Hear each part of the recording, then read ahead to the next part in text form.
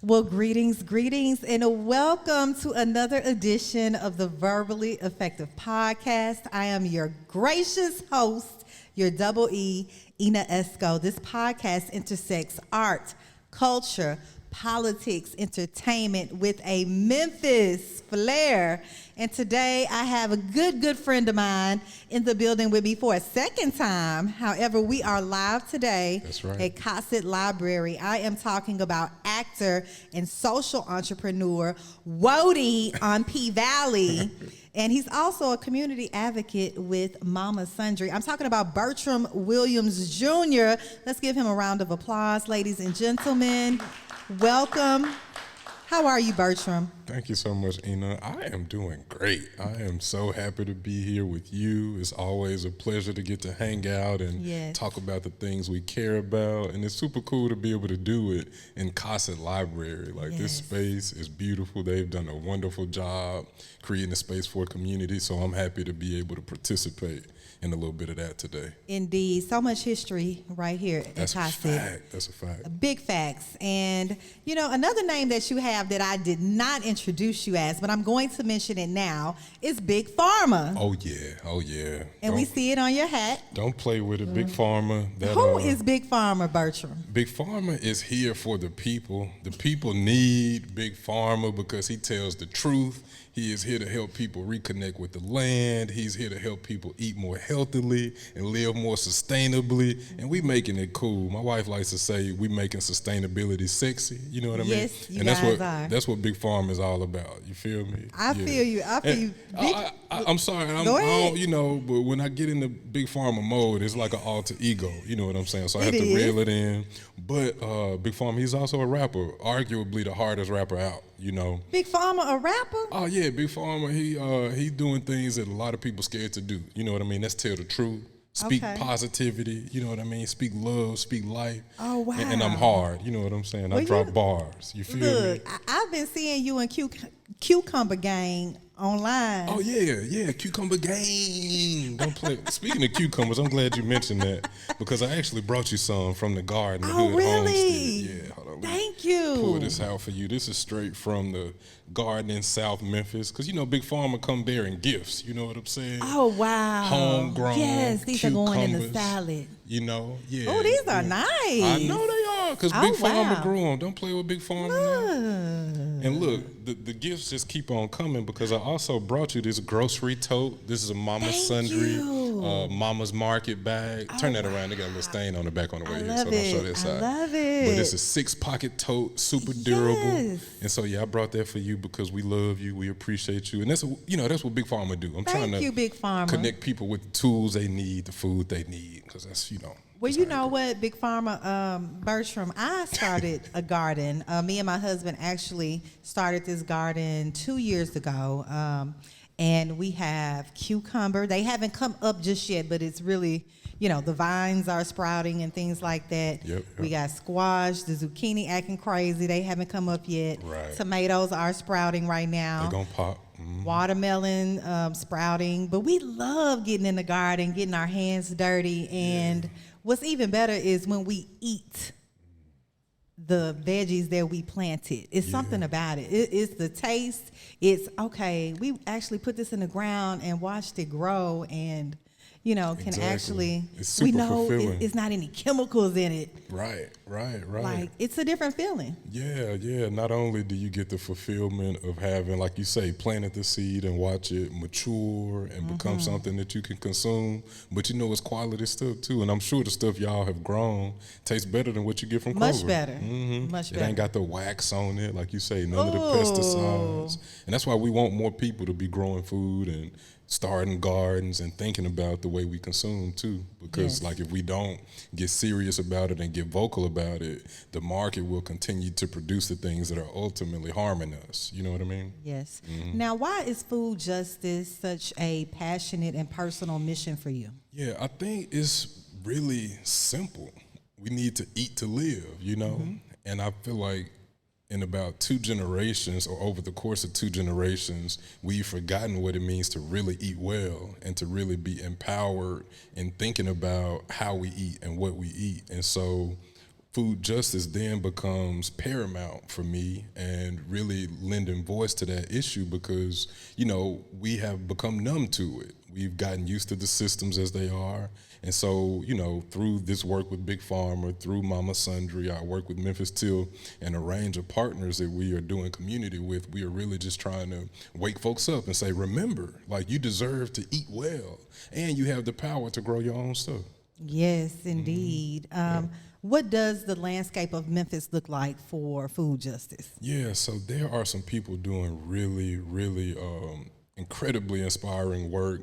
I think about our friends over at Black Seeds Urban Farms. Yes. They represent what I feel like the real opportunity is, and that is to like repurpose what is technically abandoned land in the intercity, being able to, show that with a little bit of soil and a little bit of intention, we can produce food that can feed people in spaces that have technically been forgotten about or that may not be deemed valuable. And so, I find incredible inspiration from them.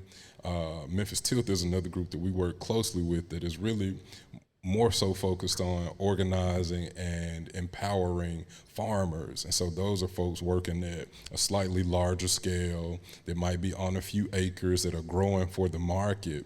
And what is true in Memphis is that, there are some Black farmers that need support, that need connection to consumers. And so Memphis Tilth is helping those farmers of color really grow as producers. And so the landscape on the flip side of that, though, like while there are some positives, we do see, for example, we got young neighbors who on any given morning, and we might have talked about this before, but we'd see them walking to the school bus eating a bag of Takis.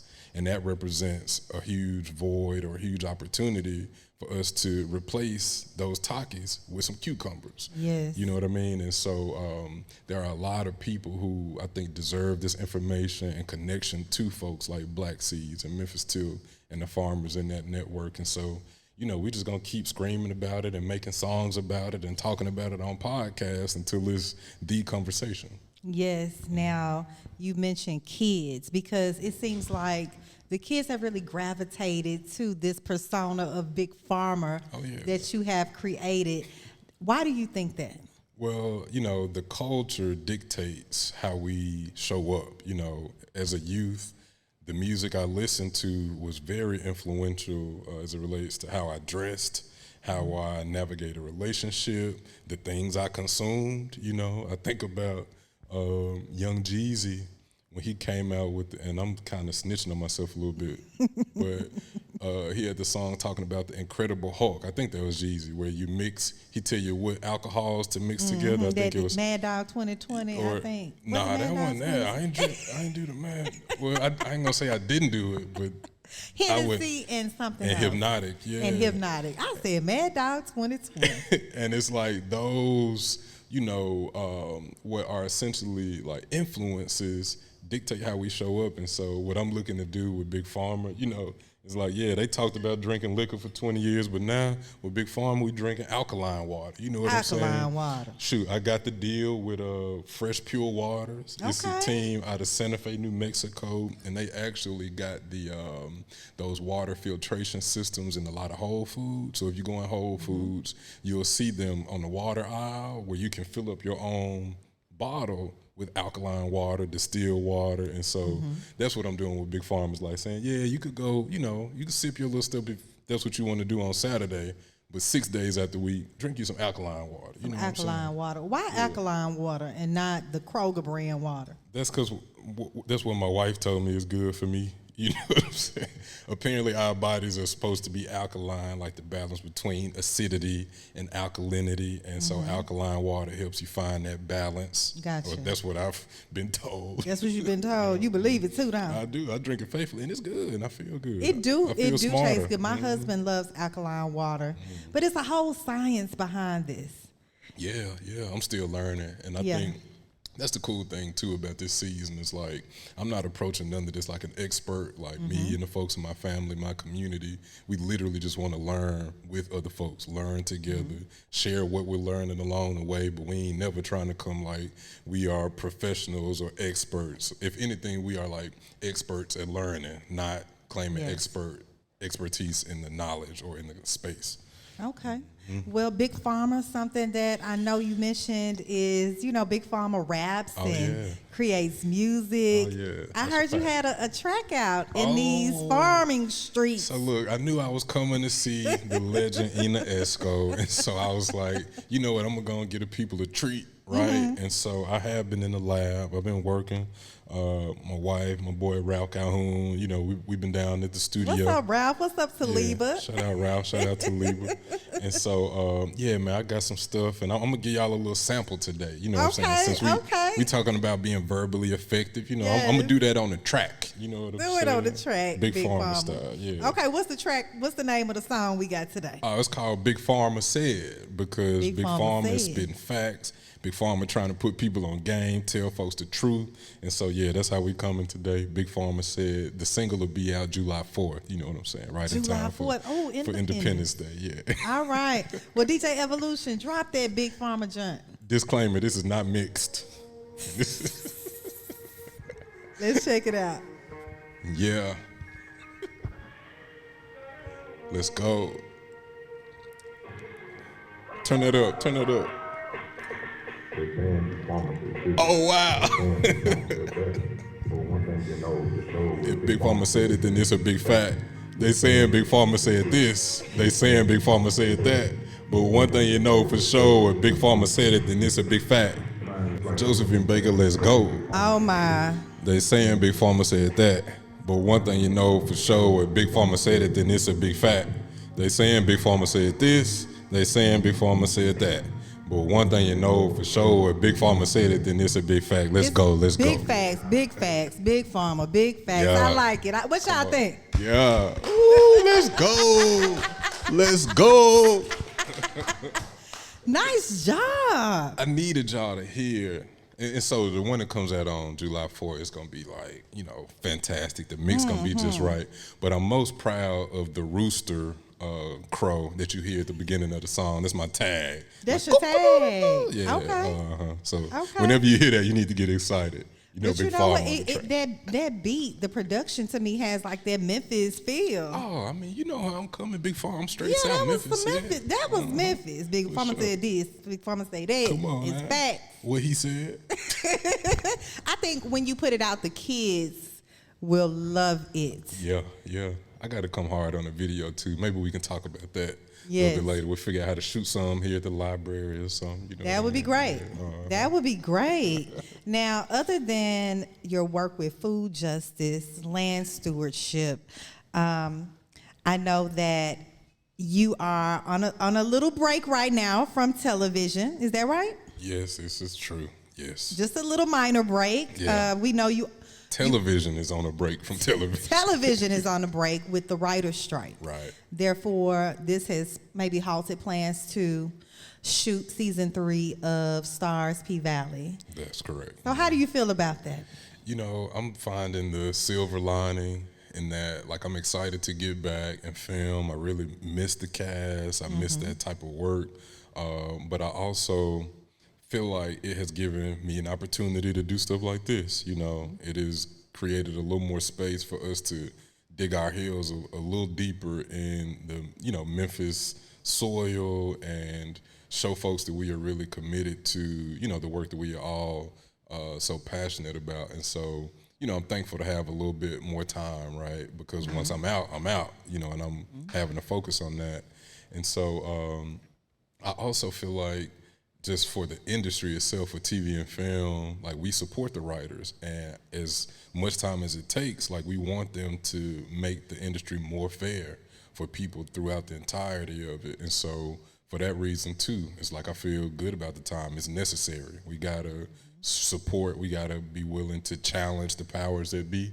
And so for those reasons, like, I'm staying positive. And I feel like everybody will be all the better after this season of, somewhat this season of tension.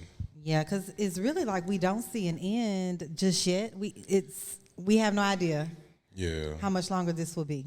Yeah, I feel like there is a sense that it's coming to a close just based on some of the conversations I've been having. But you're right, we don't have a date. And so with that, it's like just still up in the air. But everybody that I've talked to is hopeful and almost sure that we'll be back to work soon. So this means you have not even seen a script or anything, have an idea or inkling about what Wody, how he will approach season 3. Or have you? I haven't. Do you? I haven't seen a thing. I got some hopes, you know. He got some hopes. And I've talked to a few people who are fans of the show, and they have theories, which I always love to hear. And like I heard some recently that had me like, okay, yeah, that would actually make a lot of sense. Like you need to be in the writer's room type stuff. But no, I haven't read anything or gotten any real clues. No. Gotcha. Yeah. Now let's kind of dig into that a little bit. Your character of Wody. How similar is Wody? Are there any similarities with Wody and Bertram Williams Jr. in any kind of way? You know, as it relates to disposition, I do feel like we share a similar quality in being somewhat even-keeled. I think we both have a kind of sarcastic or even dark sense of humor, which, you know, is fun to play with on the show. I also think that, you know, Wody as a character is somebody who, through pain and having seen some, you know, maybe struggle within his family or working as the character does in a funeral home, having been so close to like sorrow and other people's trauma, I do think he has a unique lens with which he kind of shares wisdom and understands the way the world works. And, you know, I think we can relate being from Memphis. It's like we have unfortunately had to really show up and explore like the deepest and darkest parts of ourselves to keep showing up, you know, and keep showing up for the people that we love. And so, you know, I think that Bertram and Wody share some similarities there too. Okay. I didn't know you had a somewhat of a dark sense of humor sometimes. Oh, yeah, that is, yes, this is true. Yeah. Okay, so how has playing the role changed your perspective on life in any kind of way? Firstly, just as a performer, giving myself over to the role, I've had to really challenge the doubt that I've dealt with just as a man and artist, because you know, as a creative, how easy it is to get tough on yourself and to critique yourself too hard. And there have been moments when I'm showing up for work as Wody that I have to really have those conversations that get my mind right and allow me to think positively, to think about what's possible and not from a place of lack or one that suggests what I don't deserve.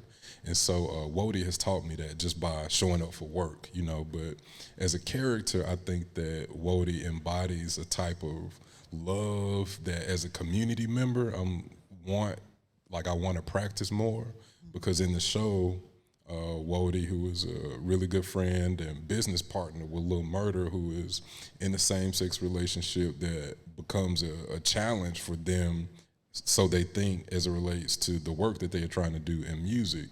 And so in my mind, Wody displays what it means to love on your people no matter what. And so I've been working hard to embody that more and more with the people I love and make it known that I love them no matter what. Yes, I can see that.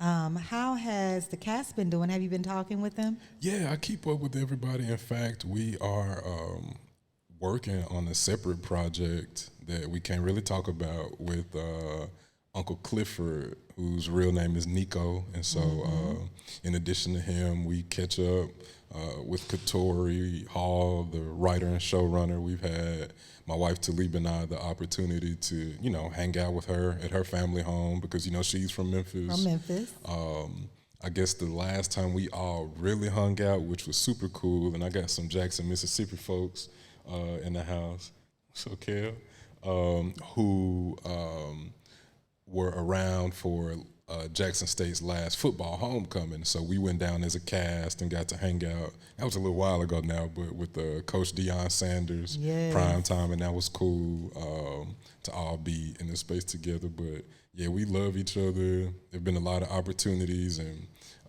chances to shine a light on the show as of late, which is cool too, in spite of it not being on. And so, yeah, we still tight.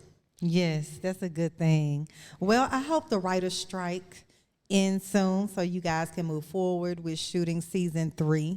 And at this time, we're going to dip and dive into Esco's Pop Talk and talk about a few current events this is exciting. That have been underway. Not sure if you know this or not, but Drake, he's probably still in Memphis. And received a key to the city of Memphis. Yeah. Now we do know that Drake's father is from Memphis. I think Drake spent a little time here when he was younger. But one of the interesting things to me, I'm a huge Drake fan. He's a fabulous performer, but I do share some of the sentiments of a lot of what people have been commenting about him receiving the key, because they're saying that, what contributions have he really made to Memphis? Like, there's so many amazing people out here really putting a dent and an impact out here. What has Drake done? How do you feel about this, Bertram? I think it's twofold, right? I do think that voice or that line of critique suggests that we as a city should be thinking more intentionally about how we celebrate the people that might deserve an accolade like that. And so, to be clear, I think it was the county government. He got a key to the county, Shelby County. And so for folks who are on that commission or in that mayor's office, I do think it's smart to think about how we honor more heroes, like the folks who run our libraries, the folks who are making good art or have beautiful stories or doing phenomenal artwork around town. And so I think that, that's a separate conversation that a lot of that angst is rooted in. I personally think is cool. Drake is arguably one of the biggest stars in the universe, right? And so for him to have a connection to the town, even if he has yet to really build a school or start another professional sports team or bring a sports team here, I think that little show of support and affirmation might endear him in such a way that he'll be inclined to do more. You know what I mean? This may make him think about things in a different light. Yeah, and I think that, no matter what, he's still technically a son of the city who has done some phenomenal stuff, the likes of which ain't nobody here done. And when he passing through, I feel like we need to show Drake some love. We really from Memphis. We don't do no hating. You know what I'm saying? We don't throw no salt. You know what I'm saying? And so I would say that to all the naysayers, like stop throwing salt. It was on Drake in the county. I know I saw him, and I feel like that. Again, is rooted in this knowing that there are more people that deserve that type of love. And so, if anything, I think we should transmute that and think about the people who come to mind that we feel like should have got that key. And instead, we can stop talking about Drake and the county for doing it and show them folks some love. Boom. Yeah. I got you. Did you hang out with Drake while he's been here? You know what? He called me. He called but you. I was on the farm, and I was like, man, I would pull up to Rail Garden. I think they were at Rail Garden. I got to get these tomatoes though. Right. But I'll bring you some, and so he was like, cool. Okay, so, cool. I hear you. And it's one of them things. It's tough because he really been trying to recruit me as Big Farmer to come to OVO. I'm sure, because you rapping, you got skills. Exactly. And I'm like, nah, it's cool. I know you at the top of the game, but I'm trying to stay independent. You know what I mean? And so it's tough, but we'll be all right. Okay. Also in Esco's Pop Talk, something that is really heated right now in Memphis, because we're getting closer and closer to the mayoral vote. You like, Ina, you brought that up. Yeah. And I know you dip and dive into politics, Bertram. I'm a dip on this conversation. We're going to tackle it the best way we can. No, yeah, I'm with it.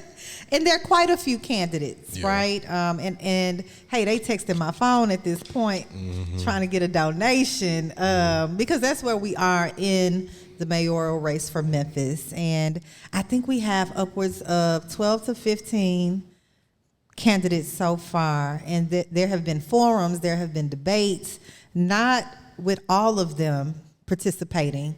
I think there are some of the candidates, we still don't know their point of view on major issues in Memphis.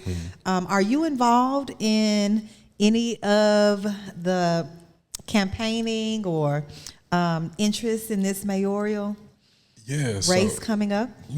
Like every Memphian, like I have interests, and I want our city to progress in a way that is, most productive and really in a way that really benefits folks from the town. And I also consider it a benefit to know a lot of folks who are running and have personal relationships with them. And, when I think about this number of candidates, it is a little bit like of a, it's a stress point for me, because I feel like what happens in situations like this is like folks operating from a place of ego or maybe a little power hungry and might be vying for a position that they aren't really suited for, which is true for maybe half of them.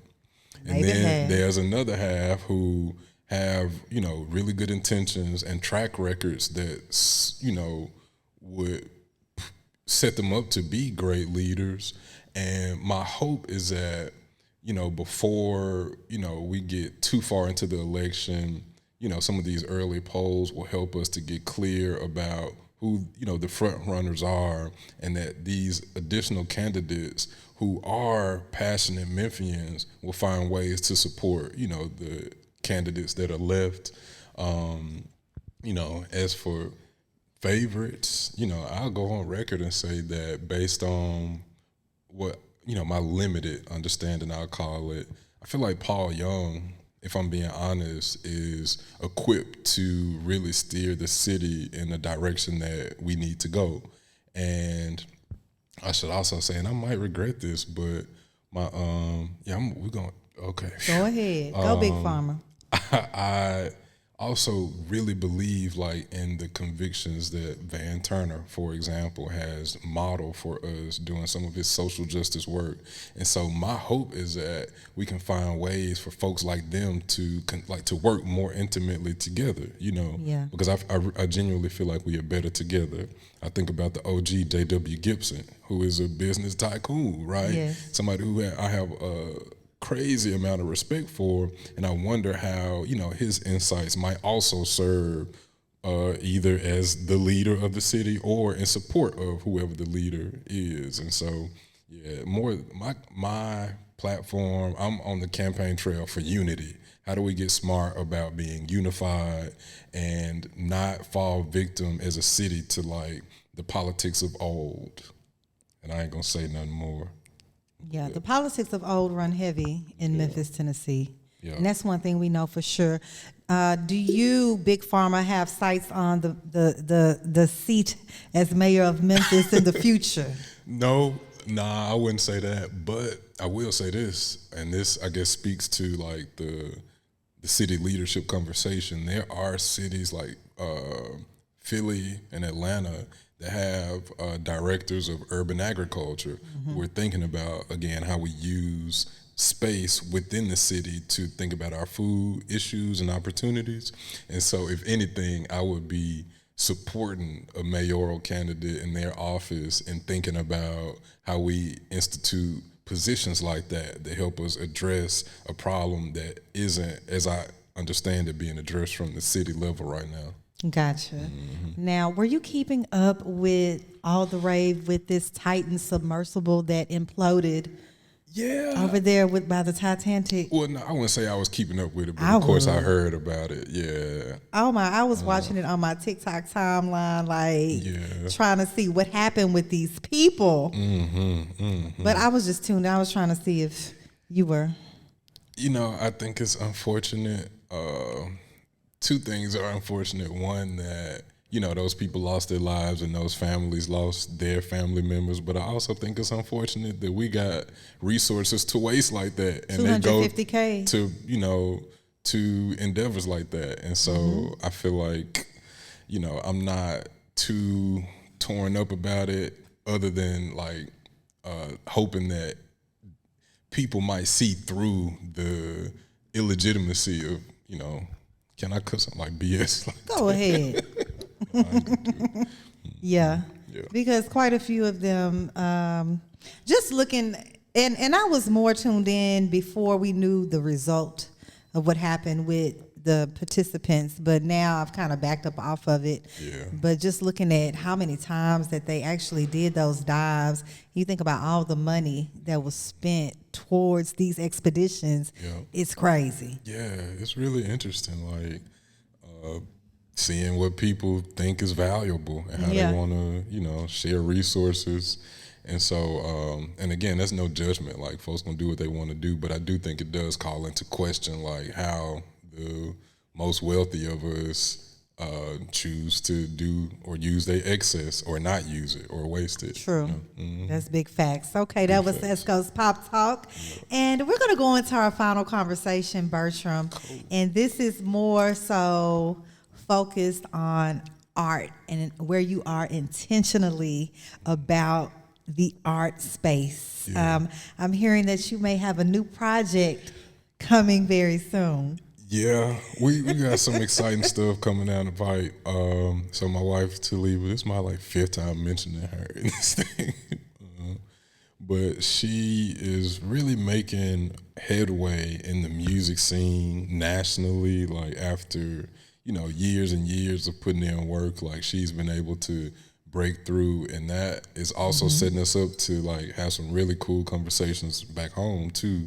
And having a, wherewithal to think about how we, invest in the music scene in Memphis. And so there's one super exciting thing that I can talk just a little bit about. Just a little bit. And then one additional thing that we're excited to invite folks to, think about and participate in is firstly, we've been having a conversation about teaming up or merging with the local studio in Sunstorm Studios over on Madison, formerly Cotton Road.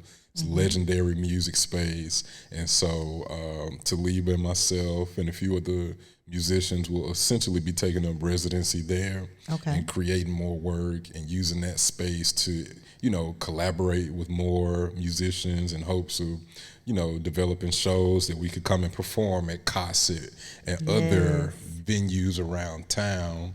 Okay. And we are, working with Walter Person over there, Sunstorm, and a few other folks in town. Ari Morris is another engineer with the beautiful studio space that we've been creating a lot of work in. And so we are really this season just focused on community, focused on creating more points of interaction for folks to make dope stuff and, for us to be really smart about getting that work out too. Gotcha. So, very intentional. Yeah. What about that voiceover work? Because I know you were really focused on that. Yeah, I've been polishing, doing a little bit of self-study, and we through this residency, I'll be launching or relaunching my Patreon channel where I'm going to explore it. Like originally I called it audio art because, and I'm glad you asked that too, because I was on the way here and remembering how pivotal my exploration of like binaural beats and positive affirmation meditations have been in my journey as a person and creative, and my listening to these things that promote positive thinking, how they have literally helped me change my life.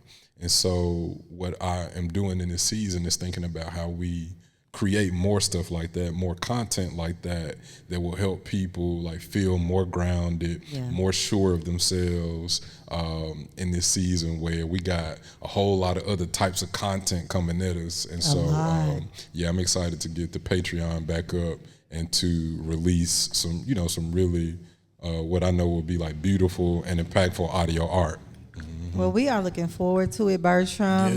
We're looking forward to more Mama Sundry's podcast episodes as well. That's a You guys still been working on those? Yeah, so we in addition to the Patreon I just mentioned, we will get what will be the second season. We'll call it season 2.5 of Mama Sundry Kitchen Talks. We will start recording that actually next month.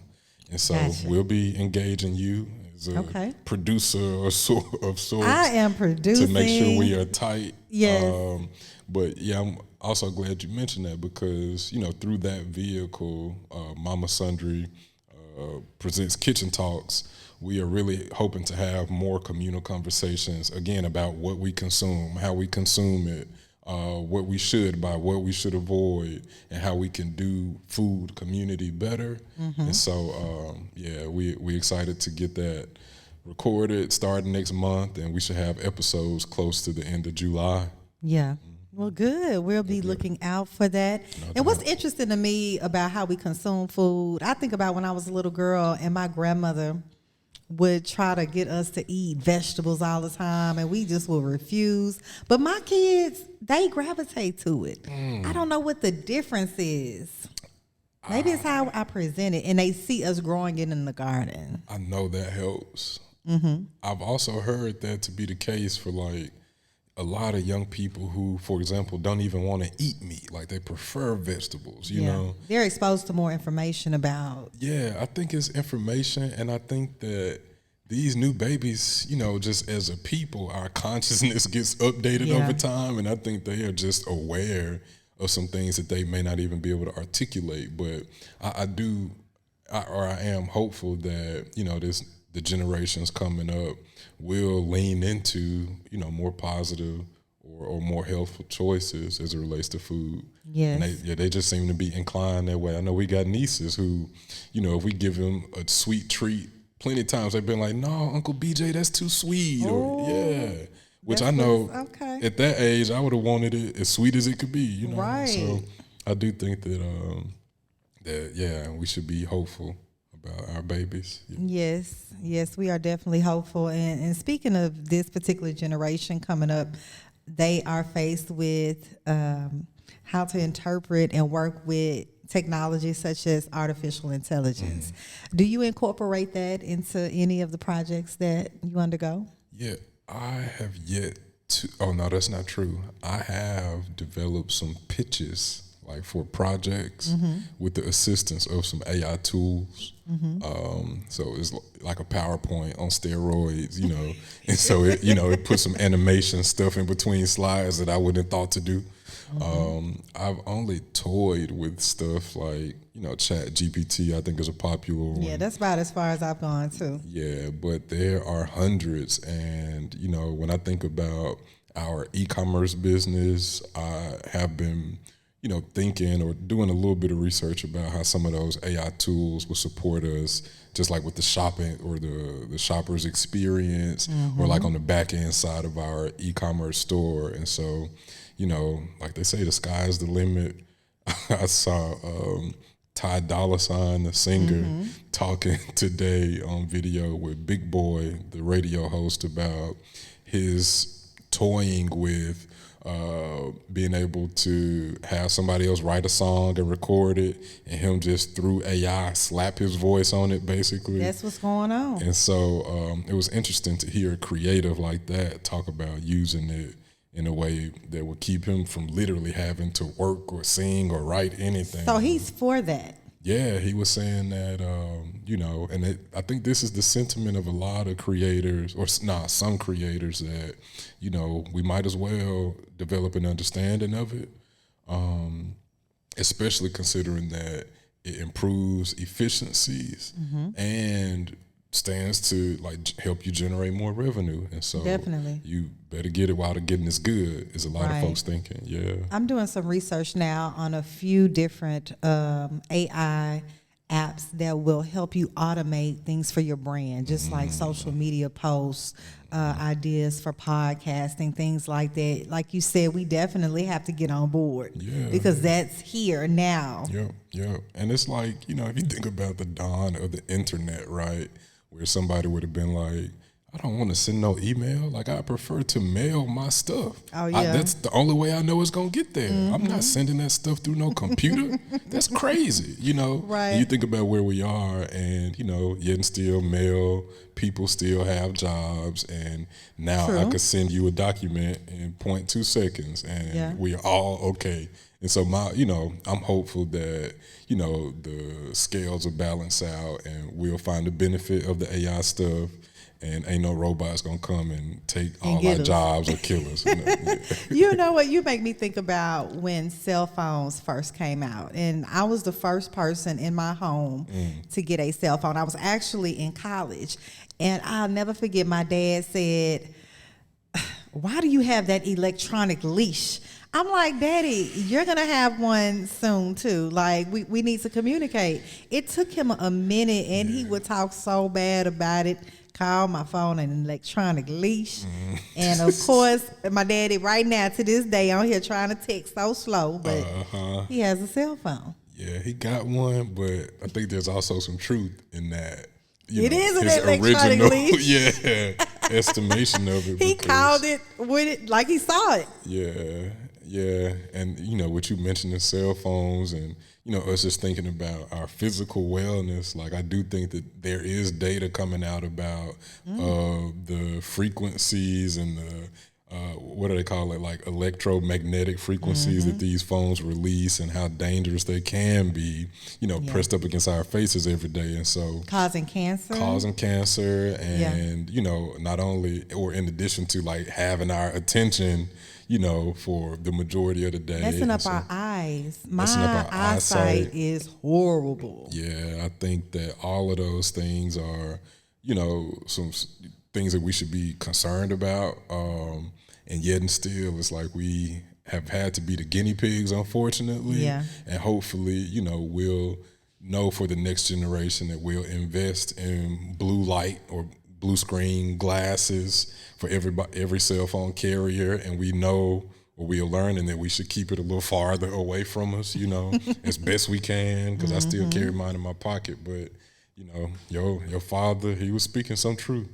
Definitely. And he always is, and always ahead of his time. But Bertram Williams Jr., a.k.a. Big Farma, I want to say thank you for joining me today in this live setting here at Cossitt Library for the Verbally Effective Podcast. This is the first of many series here at Cossitt Library. Do you have any final words, Bertram Williams Jr.? Yeah, just, with every step we take, every conversation we have, and, remember to love on yourself, to think positively, and really embrace the spirit of unity. Like, we need desperately to be working together now. And so getting rid of ego, getting rid of any old beefs, any old tensions, so that we can really do community, because like we need it right now. Times might get tougher than they are right now. And so, we need to be loving on each other for real. Yes, indeed. And keep up the great work that you're doing, because you are really out here doing the work and pushing such positive ideas and concepts and things we should already be doing, and introducing them to the world and to these young men and women. And they're looking, and they like Big Farma. Yeah, I mean, Big Farma got Use it going as on. a tool. Yeah, Use it as a tool to keep pushing forward, Bertram. I sure will. And you do the same, I'm excited for you and all the stuff that's coming your way, too. Look. Thank you so much, Bertram. I appreciate it. And I want to send a huge shout out to one of my good students over there at Lamorne College, DJ Evolution on the turntables. Yo. Thank you for joining me today. And thank all of you for tuning in yet again to our first live podcast series with none other than Bertram Williams Jr., a.k.a. Big Farma. Thank you so much, Bertram. Yes, y'all.